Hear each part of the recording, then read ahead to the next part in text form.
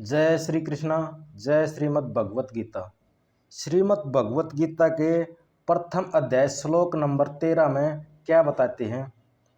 श्लोक नंबर 13 में कहते हैं कि इसके पश्चात शंख और नगारे, ढोल और मृदंग और नरसिंह आदि बाजे एक साथ बज उठे।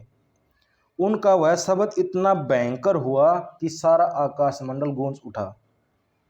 जब भीष्म पितामह ने सिंह की तरह गरजकर शंख बजाकर युद्ध आरंभ की घोषणा कर दी, तब चारों ओर उत्साह फैल गया और समस्त सेनाओं के सेनापतियों ने भी अपने भिन्न भिन्न प्रकार के बाजे एक साथ बजा दिए और रणवाद्य आदि बजा दिए, जिससे इतना भयंकर शब्द हुआ कि सारा आकाश मंडल और सारी पृथ्वी गूंज उठी।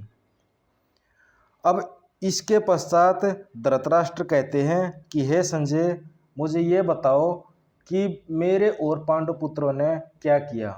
यही प्रश्न प्रथम अध्याय श्लोक नंबर 1 में धृतराष्ट्र ने संजय से किया था। अब संजय कहते हैं, हे राजन, अब तक मैं आपको पक्षावली की बातें सुना रहा था, अब पांडवों ने क्या किया यह बतलाता हूँ। और उसे 5 श्लोक में बतलाते हैं। इसके अंतरण सफ़ेद घोड़ों से युक्त उत्तम रथ में बैठे भगवान श्री कृष्ण महाराज और अर्जुन ने अलौकिक युद्ध शंख बजाए। अर्जुन का रथ बहुत ही विशाल और उत्तम था। वह सोने से मढ़ा हुआ था, तेजों में अत्यंत प्रकाश युक्त, खूब मजबूत और बहुत बड़ा, परम सुंदर था। उस पर अनेकों ध्वजाएं लहरा रही थी। पताकाओं में घुंघरू लगे हुए थे। बड़े ही दृढ़ और विशाल पहिए थे। ऊंची ध्वजा बिजली की तरह चमक रही थी।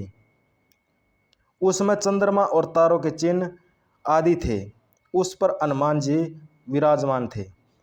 ध्वजा के संबंध में संजय ने दुर्योधन को बताया था कि वह तिरछे और ऊपर से 1 योजन फहराया जा सकती है।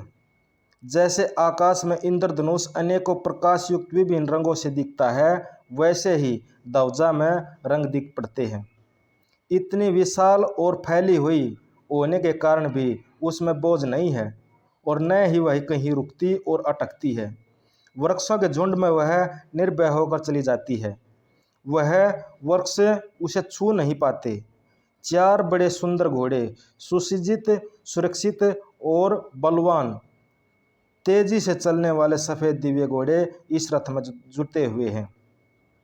ये चित्ररथ गंधर्वों के दिए हुए 100 दिव्य घोड़ों में से हैं।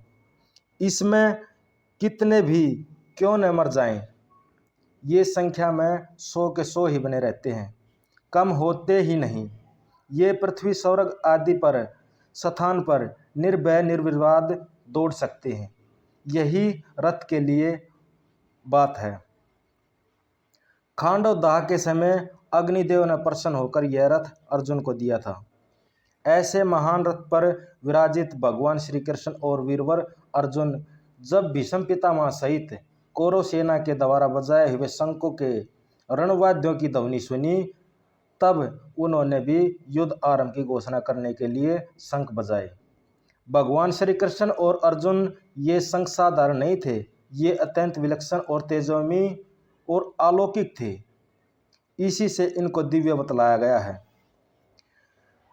श्री कृष्ण महाराज ने पंचजन्य नामक और अर्जुन ने देवदत्त नामक भयानक क्रम वाले भीमसेन ने पौंड्र नामक महाशंख बजाया।